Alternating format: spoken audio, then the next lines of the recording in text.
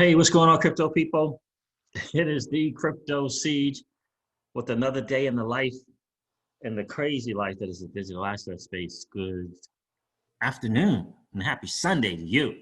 Hope you're excited. Hope you got your head up, shoulders back. Hope this is that type of moment for you. Head up, shoulders back moment time in your life because you, my friends, are playing a game that 99.99% of the masses don't even know is being played. And you, my friends, are winning. And that is a pretty cool deal. So the market is the market is what the market is, or the market does what the market does. I guess BTC is around 10 something. So we shall take a look at that. Let me see, where do I want to start to share with you guys? I have so many good things to share with you. I have to tell you, what an amazing time to be in the digital asset space. Listen, I know it's football Sunday. I'm going to try to be as brief as I possibly can. I know you guys want to check out some stuff for sure in the football world. But I got to tell you, I am really, really excited to see the no action letter from the SEC. That's really, really cool. We're going to cover a little bit of Venezuela with the freaking satellite.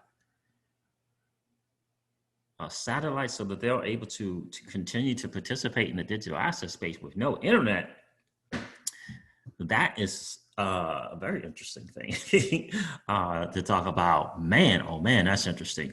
So guys, I got to tell you, shout out to all the content creators in the community. Shout out to the community as a whole. I am honored and proud to be associated with each and every one of you, albeit we all have different channels. I think that's cool. I love the fact that there's people that kind of bring it with facts. I love the channels that kind of bring it with hype. Love that. I love the channels that kind of bring it with for entertainment purposes only. Love those channels. I love the channels that come with the deeper perspective, if you will, on what's going on in the digital asset space without question. I love the channel TMI, the Modern Investor, for bringing an overall perspective in all those areas. He kind of does all of those: facts, perspective, somewhat hype, right? And all those different things. He kind of wraps all of those things all up into one. So I strongly encourage you to go check out the Modern Investor. He is the one in this space, and he is a big time XRP community member without question. So guys, listen, going to share some stuff from Twitter today. Shout out to James Rule. He got me some really, really good stuff, messaged me some great stuff. That guy is just a giver, right? Some people, they don't like to share, right? But he likes to share, and I like that about him. So shout out to James Rule, Michael Bow, 5 links. I think I'm going to share something from you as well, brother. Thank you for all that you do. And again, shout out to all of the content creators, whether it be via Cinnamon, or whether it be via Koi, or whether it be actually running a YouTube channel or writing blogs. I think each of us need all of us. And all of us need each of us. And I think we should kind of look at it from that perspective versus suggesting that one avenue to present to the community is better than another avenue to present to the community, right? I think we all need the community as a whole. I know for me, I do. I need each one. I need the facts channel, right? The news reporting channels. I need the hype channels, right? There's some times when I just like to hear from the bearable bull. Not that I'm saying he's a hype channel, but there are times when I like to hear from him. There are times when I want to kind of go deep and think about the possibilities for XRP, right? The possibilities for the ledger and the possibilities for the ILP. There are times when I like to listen to that and join that in those conversations and ponder that, if you will. And there's times when I want some TA. I just want to see things from the TA's perspective, right? And so, I want to hear what blockchain backer has to say. I want to know what DIY investing has to say. But I think it's a little naive to think that one one's channel and how they present to the community is somehow better than someone else's channel and how they present to the community, because again, each of us need all of us, right? And we're better together, right? When two or more minds come together, it creates a third and more powerful mind, right? So I think it's always important to note that. All right, guys, so listen, I've been rambling long enough. This is your XRP Ripple Daily News. In the round 0 to 10 minutes, shout out to the Bearable Bull here. It says it takes 3,110 XRP to be in the top 10% of the new 1%. That's only at current prices, $750. It takes 82,625 XRP to be in the top 1% of the new 1%. Indeed. That is $19,830. $19,830. I'm going to put my microphone on instead of screaming at my computer. So if you notice a slight little pause, a delay, that's what I'm doing. Hold on a second. Let me make sure I got this right. Turn that on. It'll probably take a few seconds. Now we should be good, right? So I'm not yelling at the computer using a little microphone here. But shout out to my future brother-in-law for sharing, sending me this. But so think about that. It takes 82,625 XRP to be in the top 1% of the new 1%. That is $19,000. That's not right. Not much. XRP can be a vehicle to drive wealth and other entrepreneur endeavors after everything is said and done. Any XRP is better than none. So I did see something on Twitter. I saw a tweet about, it's from Big Skinny. As a matter of fact, and he was suggesting, that there are so many dudes in the space and we need more ladies in the space. We need more women of crypto without question, right? So be sure to talk to your lady friends out there and introduce them to this new asset class, right? Because I think he was saying, just 1,000 XRP. That's all, just 1,000. Yeah, it could change a single mom's life. And that is absolutely a great point, Big Skinny. I haven't had a chance to meet and talk with you, but I would look forward to doing that sometime in the near future. Shout out to the Bear Bull. Thanks, my friend, for all that you do and the value add that you have to this community. And the other thing I will say about my little rant is never forget the big picture, right? And the bigger picture is old money doesn't want you or I to win. And trust me when I tell you, they would rather have you and I warring with one another than loving one another. Trust me when I tell you that. That's what they would rather have us do, right? And so don't sleep on what you think is a small thing, right? Because it can turn into a big thing, right? Dislikes can, disagreements can turn into dislikes, right? Disagreeing with one another can turn into disliking one another, and disliking one another can turn into hatred for one another. Very, very easily, very, very easily. Then you throw in social media, and it takes that very thought to exponential places, right? And we don't want that, right? We don't want that. All right, so where am I going to start? Let's see, where am I going to start? And I love you guys. I'm saying that out of love. So where are we?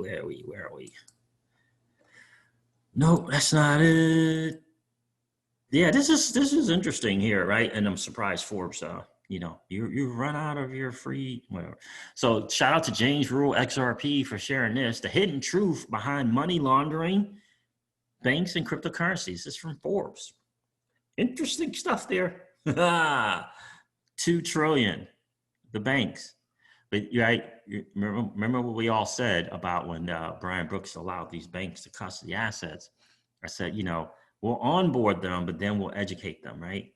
We'll onboard them. Let's onboard them. Let's get them into the space, and then we'll educate them. So banks custodying, the banks are running on that deception of safety, the deception of safety that they've got the masses conditioned into believing. Yet look at this, $2 trillion in money laundering. Isn't that interesting? Like, how can you trust that, right? How can you trust that? Interesting stuff. Let's see what's on with this Forbes article here. The hidden truth behind money laundering, banks, and cryptocurrency. Last week, a set of documents known as the FinCEN files were released. I did not know that. Detailing how some of the biggest banks in the world moved trillions of dollars in suspicious transactions for suspected terrorists. These old trusted banks. Now, don't get me wrong. When I use the word banks, I'm talking 5 to 10, the top 5 to 10, not the other 9,990 necessarily. It's the top 10, right? Detailing how some of the biggest banks in the world move trillions of dollars. Like your community bank down the street doesn't qualify, right? As one of the biggest banks in the world, right? Is in suspicious transactions for suspected terrorists, kleptocrats, well, I don't even know what that is, and drug kingpins. And the United States government has failed to stop it. That's some pretty interesting stuff right there. This is from Tatiana Kaufman. Isn't that interesting? The Financial Crimes Enforcement Network, an agency within the Treasury Department charged with combating money laundering, terrorist financing, other financial crimes. $2 trillion in this trusted bank situation. But they want to espouse that digital assets and Bitcoin is for money laundering. Such a joke. Such a joke. So where am I? A collection of suspicious activity reports offers a window into financial corruption and how governments are unable or unwilling, more likely, to stop it. Profits from deadly drug wars, fortunes embezzled from developing countries, and hard-earned savings stolen in Ponzi schemes all flow through financial institutions. Despite warnings from bank employees. How about that? Some of the bank employees addressed it, right? Because you know why? They're the average Joe and average Jane, just like you and I. And they had some concerns. They saw it. That's why digital assets say, once again, I've always said this on this channel, once they, the powers that be, which includes old money, realized that they could not strong arm this technology, blockchain technology, distributed ledger technology. They couldn't strong arm it. Once they did realize that, then they decided to join us because they realized they couldn't strong arm the technology. You can't strong arm it. Right? So these reports are available to U.S. law enforcement agencies and other nations' financial intelligence operations. Although FinCEN is aware of the money laundering activities, it lacks the authority to stop it. That is an interesting statement. The FinCEN lacks the authority to stop it. Money laundering is more than a financial crime. It is a tool that makes all other crimes possible, from drug trafficking to political crimes. And banks make it all possible. There's something about that transparency in blockchain and distributed ledger technology. It's something about the transparency.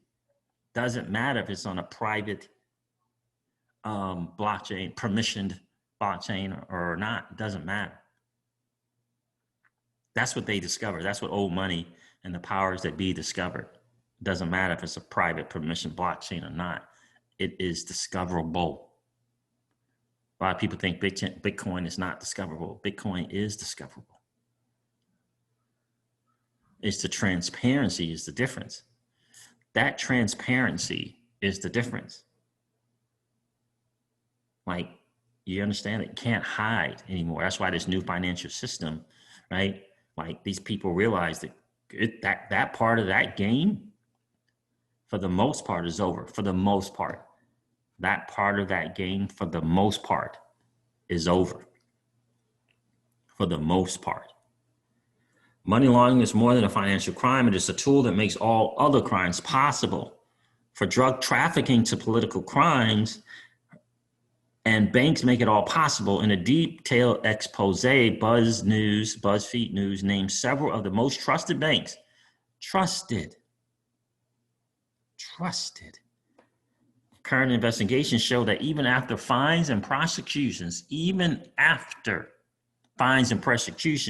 where there is no jail time, not a day, not a visit, not a weekend visit. It's disgusting. Well-known JP Morgan Chase, HSBC, Standard Chartered, Deutsche Bank, and Bank of New York Mellon are all involved in moving funds for suspected criminals under the guise that they didn't know or they don't know. The current financial system largely insulates the banks and its executives from prosecution, so long as the bank files a notice with FinCEN that it may be facilitating criminal activity. The suspicious activity alert effectively gives the bank a free pass. And so illegal funds continue to flow through these banks into various industries, from oil to entertainment to real estate, further separating the rich from the poor, while the banks we have grown to trust make it all possible. According to the United Nations, the estimated amount of money laundered globally in 1 year is 2 to 5% of the global GDP, or 800 billion to 2 trillion, with more than 90% of money laundering going undetected. With more than 90% of money laundering going undetected today. And the second they realized, right? The second they realized no jail time, no time away from my loved ones, from my family, the second they discovered that, it's game over. Because the thing we value more so than anything is freedom. It's our freedom. And once they realized that that was never in jeopardy, they continued on and will continue on, because there's no threat of their freedom. And until there is, unfortunately, a lot of this stuff is going to happen until someone gets the cojones enough to say, no, oh, no. It's not enough to pay the fines, because we all know you're factoring in the fines and your money laundering and how much you're going to get paid or how much you're going to keep or how much you're going to skim. We all know you're factoring that in. So until their freedom is on the table, unless that is on the table, they're going to continue to do what they do. It's amazing to me that those guys, the JP Morgans of the world, the Jamie Dimons of the world, it's amazing to me, 0 jail time. And they'll send a 23-year-old kid named Charlie Shrem. They'll send him to jail for about $60,000 in transgressions. $60,000 in transgressions, where his activity wasn't illegal. It was his knowing of someone else's activity that made him guilty. And in these banks, the people that actually do the things, their activity is is fined in the billions of dollars, hundreds of billions to 2 trillion. And they get a fine, and they don't even spend an hour, right? Not hours, not even a weekend. And they're sending someone to jail for what, a couple of years? Sentenced to at least a couple. A 23-year-old kid for $60,000. And these guys, unbelievable. 800 billion to 2 trillion, get nothing but a fine. And it's sad. And until we change that, nothing is going to change. And the best way to change that is to understand there isn't a JP Morgan without your deposits. There isn't a Bank of America without your deposits. It's just not. There is no loans to be had unless you're depositing. And so until you step out of that trust deception that they lay on you, that trust deception, until you move away from that and step out of that bubble, they got you. Right? They got your mom, they got your pa, they got your grandma, got your grandpa under that deception, that sleight of hand of trusted, right? Right. Concurrently, the cryptocurrency industry also has been criticized for being a tool for money laundering, despite the statistics stating otherwise. It is estimated that only 1.1%, 1% versus 90% of cryptocurrency transactions are illicit, 1%. During its early days, Bitcoin was widely associated with the Silk Road, an online darknet marketplace where users could purchase weapons and illegal drugs anonymously. But with the growing use of the Bitcoin network, 42 million Bitcoin wallets are counting. It is becoming increasingly possible to track them, these transactions on public blockchains, while private banking transactions remain hidden in plain sight. This week, I had an opportunity to sit down with CZ, Changpeng Zhao, the founder and CEO of Binance, the largest cryptocurrency exchange by volume in the world, to get his take on money laundering, both in the traditional and the digital finance world. Interesting stuff from CZ. Thank you for joining, CZ. In your opinion, why is money laundering particularly harmful to our economy? This is what he says. As financial service providers, it is our duty to fight illicit activity. Everyone shares this responsibility. But typically, once the rules are established, people will try to get around the rules. And there are people who just want more business and knowing or unknowingly will facilitate these transactions. We live in a complex world where one country may view an act as a criminal and the other may not. A lot of people have a black and white view, but the world is actually gray. And not all banks are innocent and not all crypto companies are bad. Truth right there, my friends. Truth. Shout out to CZ. Right? And so thank you, Tatiana, for sharing, putting that article together. That's a great read. This is an interesting one coming from Cointelegraph. And again, shout out to my dude, James Rule. Hope you're having a great weekend, brother. Banks must establish infrastructure for digital assets before it's too late. This is an article from Cointelegraph. Banks must establish infrastructure for digital assets before it's too late. I happen to know a company that specializes in such a thing. Yeah, it's this little small company out of San Francisco, California. They call themselves Ripple, maybe even Ripple Labs. They just happen to be a blockchain infrastructure company. All right, let's look at this article. Crypto adoption in traditional legacy systems is moving fast, but a lack of technological infrastructure limits compliance and safe storage. The adoption of digital assets in traditional legacy systems is moving fast.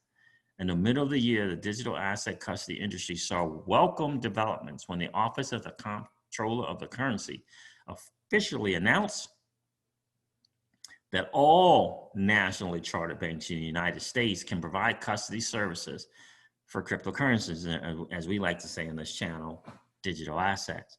The move, while positive for the ecosystem, is yet to be accomplished by a vigorous assessment of its technological infrastructure, like asking questions such as, where are these newly acquired digital assets stored? One thing is clear, we have a new paradigm of finance that requires a different approach to securing assets. Digital assets offer great wealth potential, but asset custody providers have a responsibility to prevent their clients from becoming another figure of global crypto attacks, which reached a value of $1.4 billion in June this year. According to the Financial Actions Task Force yearly report, the industry's lack of infrastructure is limiting compliance and safe storage of assets. As traditional financial markets begin to embrace the space, They must develop robust, tailored technology solutions with the strength of a legacy system. Indeed, that is the case. So we got things like PolySign. We got things like what's the other policy? Sign. The subsidiaries of PolySign. Standard Custody, I believe it is. And then you got blockchain infrastructure company like Ripple. Right? Now the error in transmission. We all know it's transparent. Not a single error in a transaction. We know it's fast. We all know the attributes. The XRP ledger, right? And I always say this, right? Because people ask me all the time, what do I think is going to happen with XRP? And I tell them, and I point out this fact. Look, you can't hide the fact that there's an XRP wallet. You can hide the fact who owns the wallet, but you cannot hide the fact that there is an XRP wallet. It's there. They know.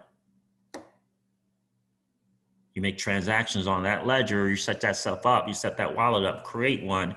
They know about that wallet, how much XRP is in there. You can't hide it.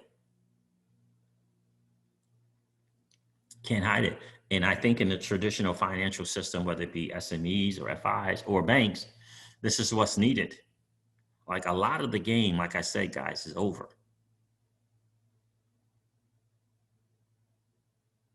This new financial system, this new 1%, yeah, I'm telling you, it's a game changer. It really is. This new technology is a game changer. A level playing field is really going to be just that. And they're going to have to clean up their game.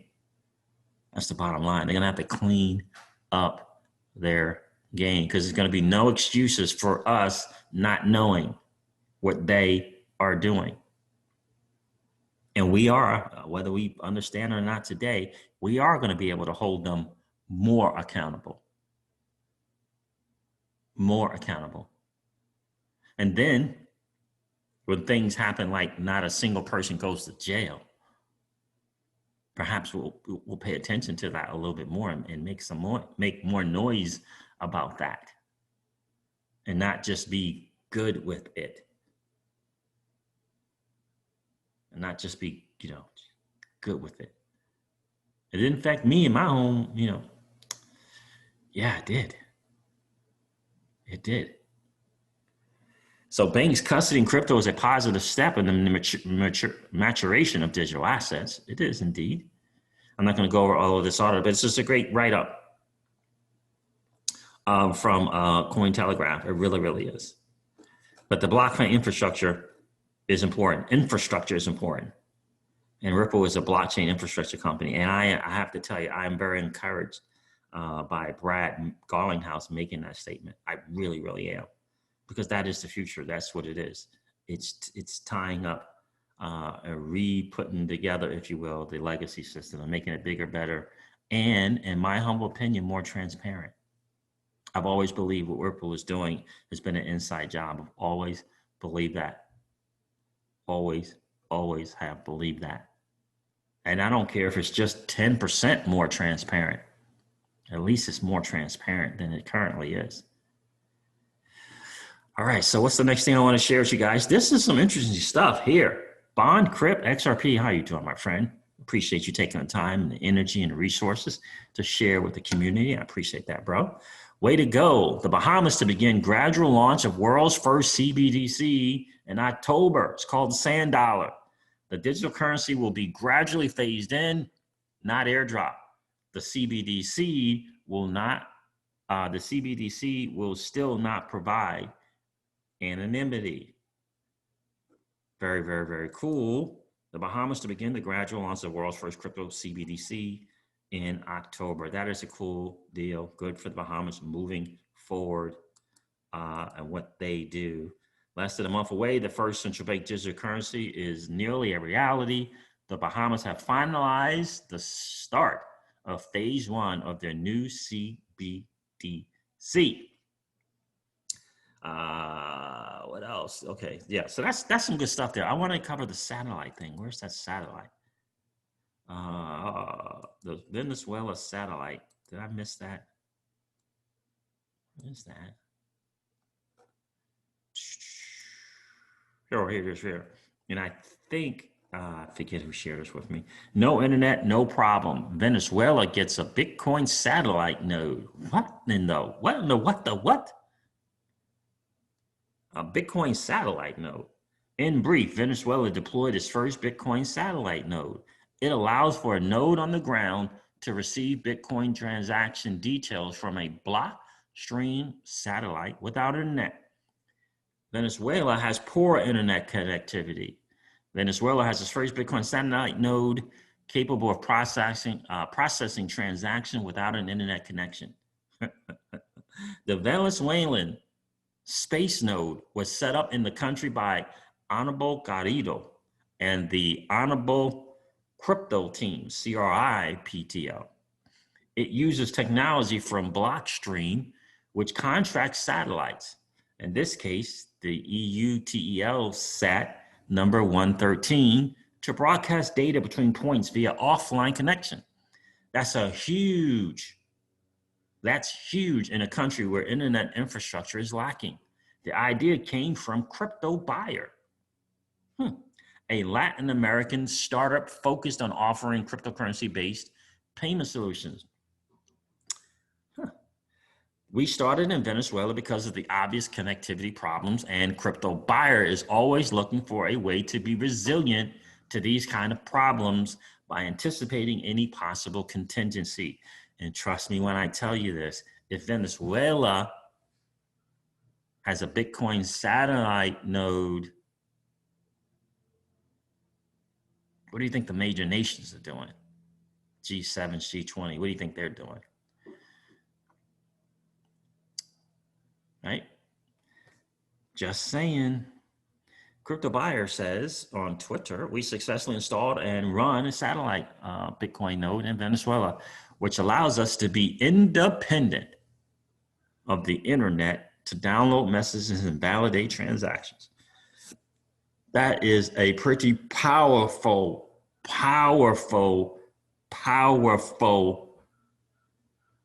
thing. Oh my goodness, the node on the ground receives the data packet via satellite directly from the connection provided by a Blockstream.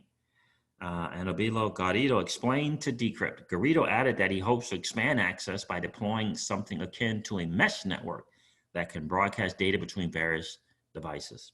The node antenna deployed in Valencia is the first of 3. The other 2 will be deployed in the capital city Caracas and Puerto Ordaz. Crypto Buyer chose Valencia because it is an industrialized city, but doesn't have many tall buildings that could block the signal. This is great news. Shout out to all those people involved in that project. Again, guys, it's something about the fact that they, old money, discovered that they can't strong arm this technology, that you and I can participate as the average Joe and the average Jane, and that we can change our lives. We can create generational wealth. We can create generational wealth. Question is, are you preparing for it? Are you preparing for it? If you're an XRP hodler, are you prepared for a 2-digit XRP? Are you preparing for a 3-digit XRP? Are you preparing for a 4-digit XRP? Are you preparing for it? That's the question. I hope that you are. I hope you take advantage of the position that we're in this new asset class with different verticals like DeFi, like different verticals, like just acquiring assets, like different verticals, like earning interest on your assets. I hope that you're prepared for that. I hope you're looking into that, right? I hope you're looking into that because it's a pretty cool deal. It really, really is. Shout out to my friends over there at Celsius Network or Celsius. I think they took the network part out. Or they not only allow you to purchase assets and hold them on your platform, save, right?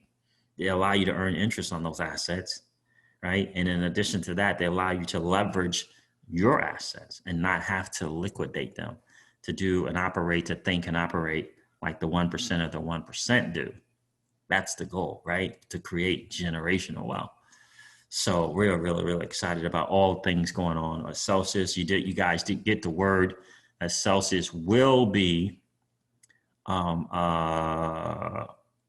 supporting the Spark token drop in your regular wallet, or if you have your XRP in a collateralized loan in the collateral wallet, they still will honor that drop. That, my friends, is really, really cool to know. Links in the description of all of my videos, because I am a proud ambassador of the Celsius platform, because I believe that they put you and I in a position as the average Joe and Jane to win in this space. I truly, truly believe it. All right, guys, listen, I'm going to wrap up this video like I do all of my videos and remind you guys of this. Old money doesn't want you to win. They don't want us to win. They would rather us remain a cog in their perpetual wheel of trading our time for dollars. They don't want you to play in the same playground that they play in, where we allow our money to work for us. This is our chance to win, guys. The digital asset space is our chance to win. We are in the midst of the greatest transfer of wealth in the history of man. Are you participating, or are you standing on the sidelines? Here's what I do know, that the battle for you has already been fought, and the victory is yours. Go get it. I'll talk to you soon, guys. See ya. Bye.